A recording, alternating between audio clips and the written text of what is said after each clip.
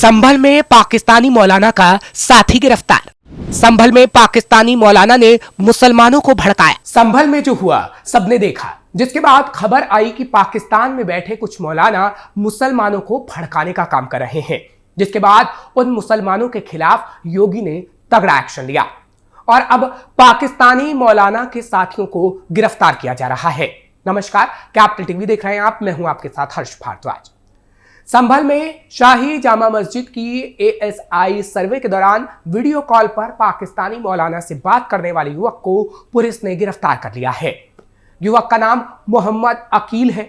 युवक बहजोई थाना इलाके के ग्राम मिर्जापुर नुसरुलालापुर का रहने वाला है। संभल अपर पुलिस अधीक्षक सचंद्र ने बताया कि आरोपी का पाकिस्तान कनेक्शन खंगाला जा रहा था। जानकारी के मुताबिक संभल में शाही जामा मस्जिद की सर्वे के दौरान 24 नवंबर को जिस दिन हिंसा हुई थी, उस दिन मोहम्मद अकील ने एक पाकिस्तानी मौलाना से बातचीत की थी। पाकिस्तानी मौलाना से बात करने का वीडियो भी सोशल मीडिया पर तेजी से वायरल हुआ था। जांच के क्रम में संभल सदर कोतवाली पुलिस ने युवक को गिरफ्तार कर लिया है। पाकिस्तानी मौलाना से मांगी गई थी सलाह। संभल पुलिस अकील की लंबे समय से तलाश कर रही थी।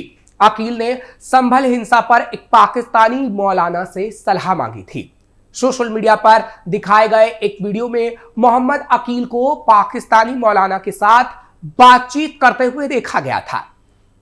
पुलिस के मुताबिक संभल के मूल निवासी अकील को कथित मौलाना से यह पूछते हुए देखा गया कि क्या नवंबर की हिंसा में मरने वालों को शहीद माना जाना चाहिए। अकील को गिरफ्तार करने के लिए पुलिस की 2 टीमें गठित की गई थी।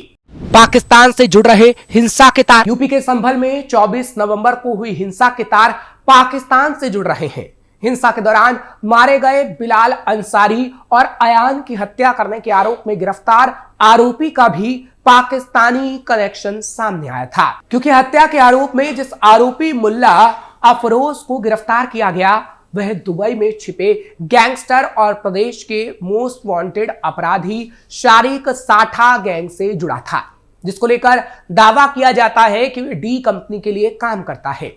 वहीं एसपी कृष्ण कुमार बिश्नोई ने भी बातचीत में बताया था कि पाकिस्तानी कनेक्शन को लेकर जो खुलासा हुआ उसमें संभल हिंसा में पाक समर्थित तत्वों ने हिंसा को भड़काया था और देश की सुरक्षा को खराब करने का पूरा प्रयास किया गया था।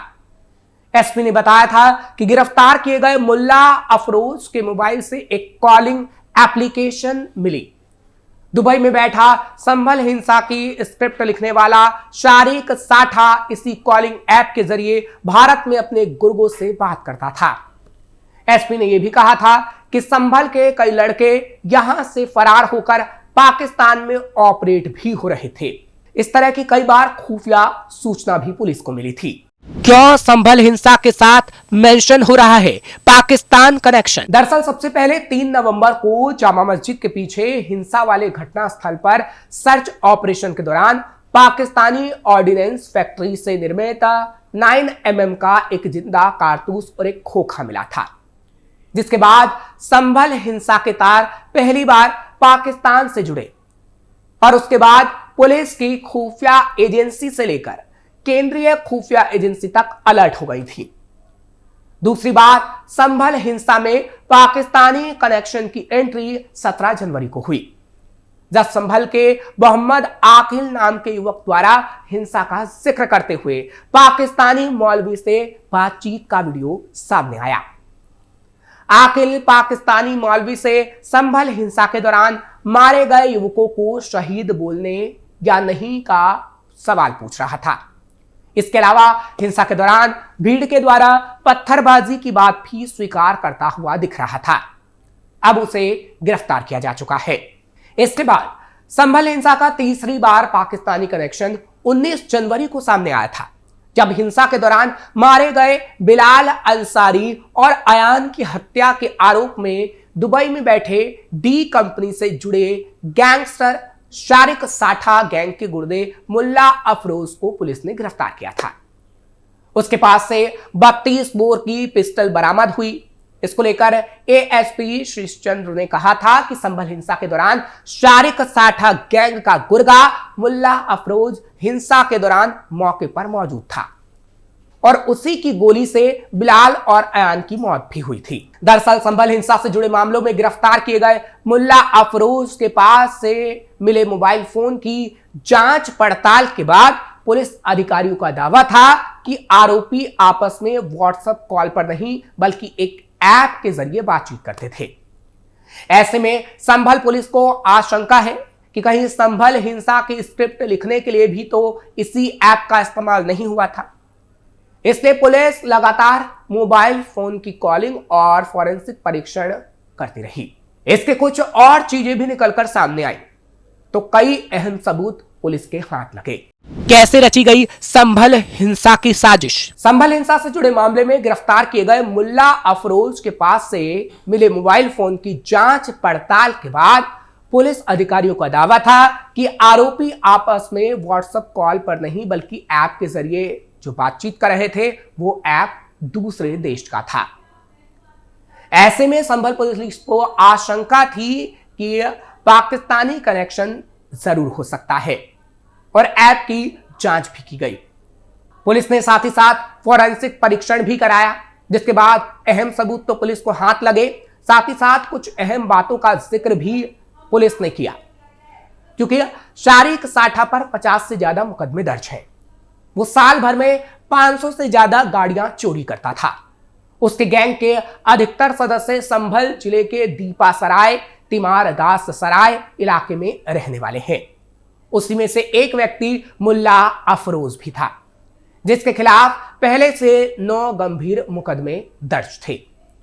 किसी ने इस मुल्ला अफरोज की शारिक साठा गैंग से बातचीत होने की भी जानकारी दी थी जिसके बाद इसको हिरासत में लिया गया और पूछताछ की गई तो इसके गैंग के अन्य लोगों के साथ पिस्टल की फोटो भी सामने आई जिनके आका पाकिस्तान और दुबई में बैठे हुए थे। संभल हिंसा के दौरान पुलिस को क्या क्या मिले सबूत? संभल हिंसा के दौरान जो सबूत मिले वो बता रहे थे कि किस तरह से संभल हिंसा में पाकिस्तानी कनेक्शन था। मौके पर मिले सबूत चीख चीख कर गवाही दे रहे थे कि कैसे मेड इन पाकिस्तान चीजें मस्जिद के पास नालियों से बरामद हुई।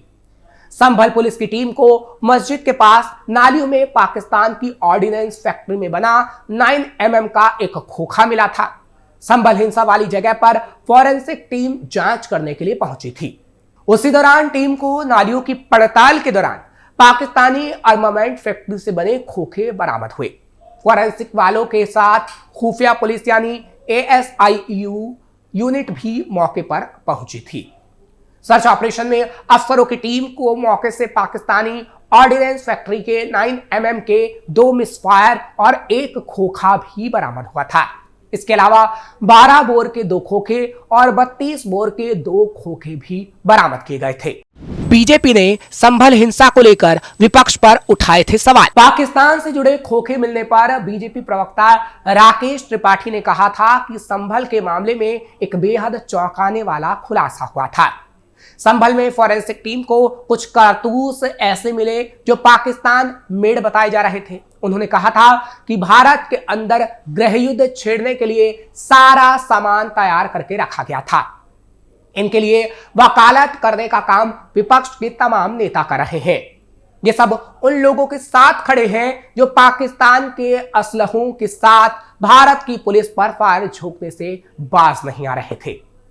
ऐसे लोगों के खिलाफ आतंक निरोधी कानूनों के तहत कठोरता से कार्रवाई करने की जरूरत है क्योंकि मुसलमानों का साथ अखिलेश यादव जरूर देते हैं। ये देशद्रोही लोग हैं, इनके प्रति किसी प्रकार की उदारता नहीं हो सकती। संभल के कई मोहल्ले हो गए सूने। संभल के कई मोहल्ले जो खासकर मुसलमानों के हैं वो इस वक्त न केवल सूने पड़े हैं बल्कि यहाँ के घरों से लोग फरार हो चुके हैं। जब हिंसा हुई तो पुलिस ने 7 रिपोर्ट में 37 नामजद और लगभग 3750 अज्ञात लोगों को शामिल किया था। उनकी गिरफ्तारी के लिए अलग अलग ठिकानों और संभावित ठिकानों पर दबिश दी गई थी। हालांकि लोगों का दावा था पुलिस के द्वारा बवाल के बाद कार्रवाई की गई थी, तभी लोग अपने घरों को छोड़कर फरार हो गए। ज्यादातर लोगों के घरों पर ताले लटके हुए हैं। मोहल्ला कोट गरवी जो कि जामा मस्जिद के एकदम करीब है। आसपास 2000 से ज्यादा लोग घरों से गायब हैं, जो ज्यादातर मुसलमान हैं। यहां के ज्यादातर लोगों को पुलिस ने नामजद किया है, जबकि इसी मोहल्ले के लोग पुलिस की कार्रवाई के निशाने पर भी हैं। इसके अलावा नखासा क्षेत्र के तुर्तीपुर इलाहा में भी लोग अपने घरों में ताला लगाकर फरार हैं, जिन्हें पुलिस की गिरफ्तारी का डर सता रहा है। क्योंकि जब से पाकिस्तानी कनेक्शन सामने आया था, सभी को यह डर सता रहा था कि कहीं उनकी गिरफ्तारी ना हो जाए। क्योंकि मुस्लिम मोहल्ले के लोगों ने जो उपद्रव मचाया, उसके बाद उनके खिलाफ कार्रवाई की गई, जिसके बाद पता लगा कि ये लोग पाकिस्तानी मौलवी तक से बातचीत करके सलाह लेते थे। जिसकी जांच की गई तो ऐसा सच में निकला। और अब संभल में शाही जामा मस्जिद की ASI सर्वे के दौरान वीडियो कॉल पर पाकिस्तानी मौलाना से बात करने वाले युवक को पुलिस ने गिरफ्तार कर लिया है। फिलहाल आपको ये खबर कैसी लगी कमेंट सेक्शन में जरूर बताएं। खबर को लाइक और शेयर करें, साथ ही साथ कैपिटल टीवी को सब्सक्राइब जरूर करिए।